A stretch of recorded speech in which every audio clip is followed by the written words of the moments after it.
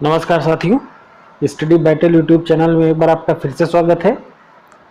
तो पिछले वीडियो में जब हमने डीएलएड फोर्थ सेमेस्टर के जो ऑब्जेक्टिव क्वेश्चंस की सीरीज़ है, जो एमसीक्यूज आपके प्रीवियस ईयर में एग्जाम्स में आए हुए हैं, उनको जब हम डिस्कस कर रहे थे तो हमने कुछ क्वेश्चंस इंग्लिश के डिस्कस किए हैं। अभी तक हमने साइंस के सारे क्वेश्चन डिस्कस कर लिए। जो आपकी पवन डीएलएड की जो गाइड है उसमें जो दिए हुए हैं इंपॉर्टेंट क्वेश्चंस वो हमने डिस्कस किए हैं, जिसमें हमने साइंस से रिलेटेड वीडियोस डिस्कस किए हैं, इंग्लिश से, हिंदी से, आपके साइंस और सोशल स्टडीज़। ये 4 पेपर आपके ऐसे हैं जिससे रिलेटेड एमसीक्यूज जो हैं वो हम डिस्कस कर चुके हैं।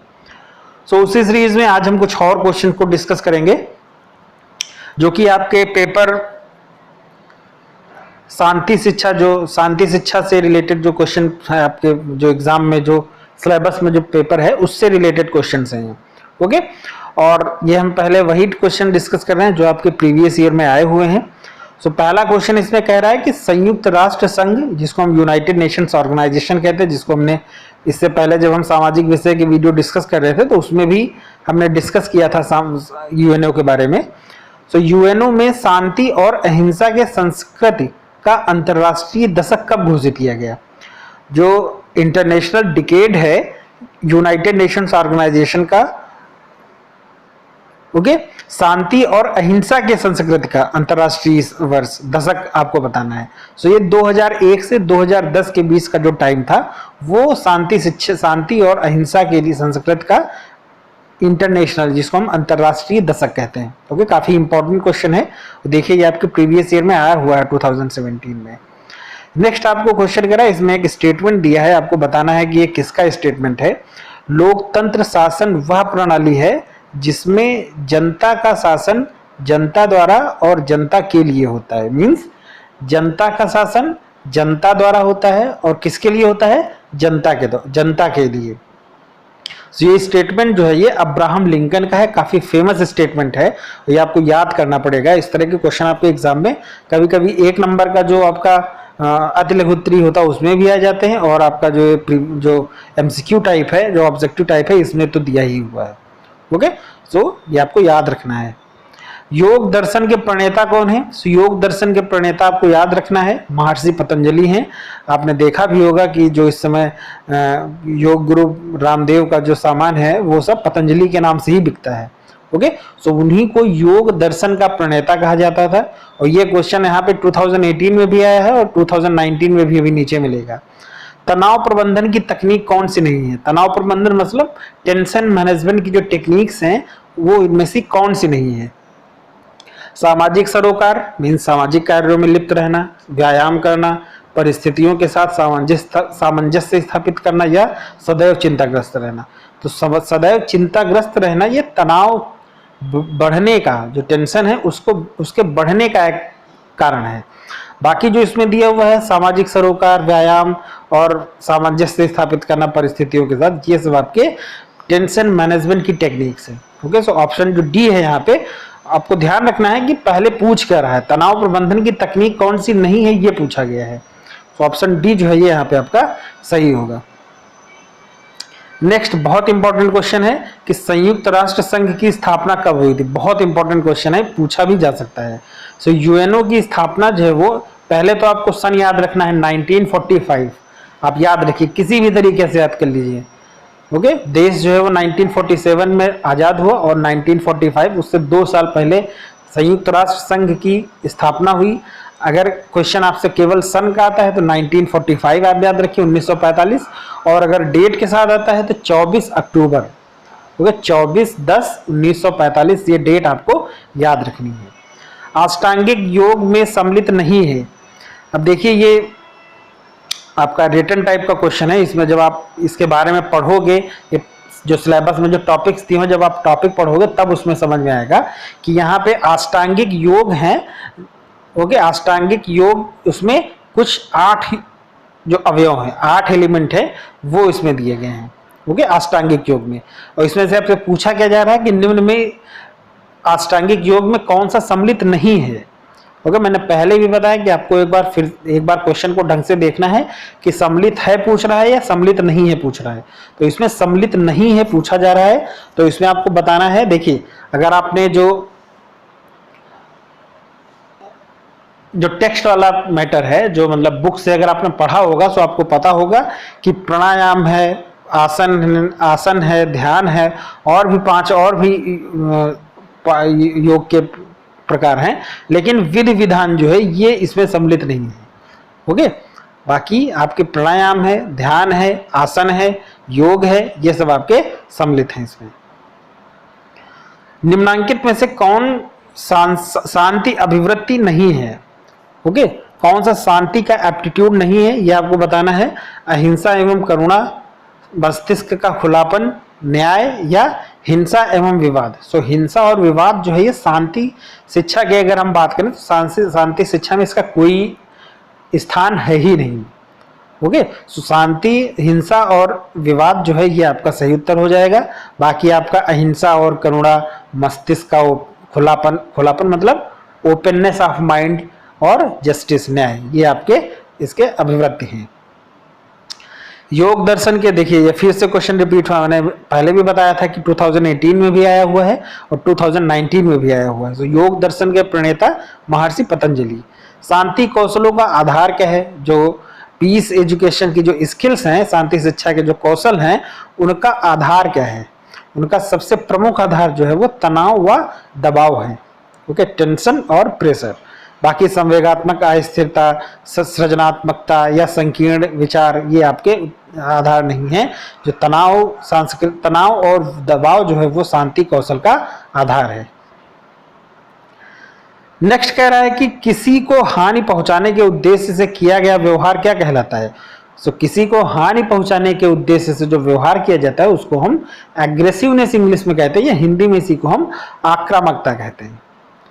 भावात्मक एकता समिति 1961 के अध्यक्ष कौन थे? देखिए यहाँ पे एक ही क्वेश्चन में 2 क्वेश्चन है। अगर आपसे पूछा जाए कि भावात्मक एकता समिति कब बनी, अगर ऐसे क्वेश्चन पूछा जाए तो आप 1961 बताएंगे, 1961। और अगर पूछा जाए कि एक समिति के अध्यक्ष कौन थे, तो समिति के अध्यक्ष जो है वो डॉक्टर संपूर्णानंद थे। नेक्स्ट कह रहा है कि बच्चों को सुयोग्य नागरिक बनाया जा सकता है। बच्चों को सुयोग्य नागरिक कैसे बनाया जा सकता है? गुणवत्तापूर्ण शिक्षा द्वारा, सद्गुणों के विकास से, नैतिकता का पाठ पढ़ाने से, या उच्च कोटि की प्रार्थना कराकर। तो सबसे जो सटीक उत्तर है इसमें, या जो सबसे क्लोज आंसर है इसमें, कि सुयोग्य नागरिक बनाया जा सकता है गुणवत्तापूर्ण शिक्षण द्वारा। ओके, जब तक हम उनको क्वालिटी एजुकेशन नहीं प्रोवाइड कराएंगे, क्वालिटी एजुकेशन जब तक उनको नहीं दी जाएगी, तब तक वो सुयोग्य नागरिक नहीं बनेंगे। उनको नैतिकता का पाठ पढ़ाया जा सकता है, लेकिन एक अच्छा नागरिक बनाने के लिए जब तक हम उनको शिक्षा, वो भी क्वालिटेटिव मतलब गुणवत्तापूर्ण शिक्षा होनी चाहिए, जब तक नहीं प्रदान की जाएगी तब तक वो एक अच्छे नागरिक नहीं बन पाएंगे। ओके, देखिए फिर क्वेश्चन 2016 में देखिए फिर क्वेश्चन आया, योग दर्शन के प्रणेता पतंजलि। तो आपको ये तो याद ही हो जाएगा क्वेश्चन, एक क्वेश्चन तो आपको याद ही हो गया कि योग दर्शन के प्रणेता जो थे वो महर्षि पतंजलि थे। नेक्स्ट क्वेश्चन कह रहा है कि शांति के लिए शिक्षा नैतिक विकास के साथ उन मूल्यों, वैल्यूज, दृष्टिकोण जिसको हम एटीट्यूड कहते हैं, और कौशल मीन्स स्किल्स के पोषण पर बल देती है जो सामंजस्य बैठाने के लिए आवश्यक है। ओके, फिर से एक बार पढ़िए कि शांति के लिए शिक्षा नैतिक विकास के साथ उन मूल्यों, दृष्टिकोण और कौशलों के पोषण पर बल देती है जो सामंजस्य बिठाने के लिए आवश्यक है।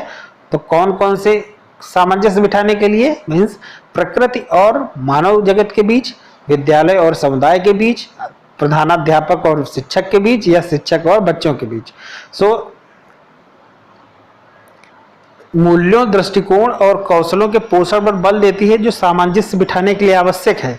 प्रकृति और मानव जगत जो नेचर है और ह्यूमन वर्ल्ड है, उस इन दोनों के बीच में सामंजस्य बिठाने के लिए आवश्यक है। ओके, ये आपको between nature and human resources. विश्व भारती की स्थापना किसने की थी? सो विश्व भारती की स्थापना गुरुदेव रविन्द्रनाथ टैगोर ने करी थी। ओके, ये भी काफी इंपॉर्टेंट क्वेश्चन है, 2016 में आया हुआ है, याद कर लीजिए। विश्व भारती की स्थापना, ये क्वेश्चन तो आपने इतिहास हिस्ट्री में भी पढ़ा होगा, हिस्ट्री के बारे में जो आपने पढ़ा होगा, तो वहां पे भी ये क्वेश्चन आता है। नेक्स्ट कह रहा है कि निम्नांकित में से कौन सा गुण व्यक्तित्व के 5 गुणों में शामिल है? देखिए व्यक्तित्व के 5 गुणों में कौन शामिल है? सामाजिकता, स्वार्थपरता, एकांत प्रियता या खुलापन। सो ओपननेस, ओपननेस जिसको हम ओपननेस किस चीज की? मस्तिष्क का खुलापन या ओपननेस ऑफ माइंड, ये आपका 5 जो व्यक्तित्व के 5 गुणों हैं उसमें शामिल है। आउ बंधन का निर्माण होता है। आउ बंधन का निर्माण जो है वो अनुकूलन के नियम से होता है। ये प्योर आपका जो शांति शिक्षा है उसी से रिलेटेड क्वेश्चन है। इसके बाद डिस्कस करेंगे जो अतिलघुत्तरी या लघुत्तरी टाइप के हैं, क्योंकि उससे भी आपके काफी सारे क्वेश्चन पूछे जाते हैं। नेक्स्ट क्वेश्चन कह रहा है कि शांति निकेतन और विश्व भारती की स्थापना किसने की थी? सो विश्व भारती का क्वेश्चन अभी ऊपर आया हुआ है और शांति निकेतन की दोनों की स्थापना जो है वो रविन्द्रनाथ टैगोर ने की थी।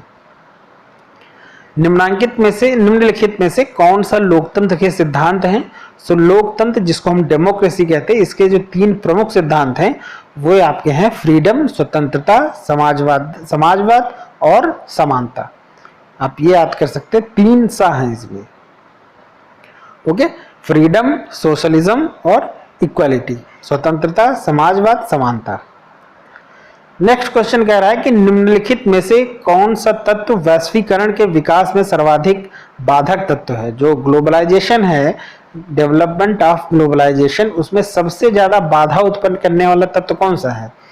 तो सबसे जो कौन से ऑप्शन इसमें दिए हैं? भौतिक व्यवधान, राजनीतिक व्यवधान, मनोवैज्ञानिक व्यवधान या आर्थिक व्यवधान। तो सबसे ज्यादा जो बाधक तत्व है, सर्वाधिक बाधक तत्व आपसे पूछा जा रहा है, तो सर्वाधिक बाधक तत्व तो इसमें आपका मनोवैज्ञानिक व्यवधान है। ओके, साइकोलॉजिकल डिस्टर्बेंसेस होते हैं। ओके, बाकी आपका भौतिक, राजनीतिक, आर्थिक ये आपका है ये भी, लेकिन सर्वाधिक बाधक तत्व आपसे पूछा जा रहा है। तो सबसे ज्यादा बाधा उत्पन्न करने वाला तत्व जो है वो मनोवैज्ञानिक है। वैश्वीकरण के विकास के लिए शिक्षक को निम्नलिखित में से क्या नहीं करना चाहिए?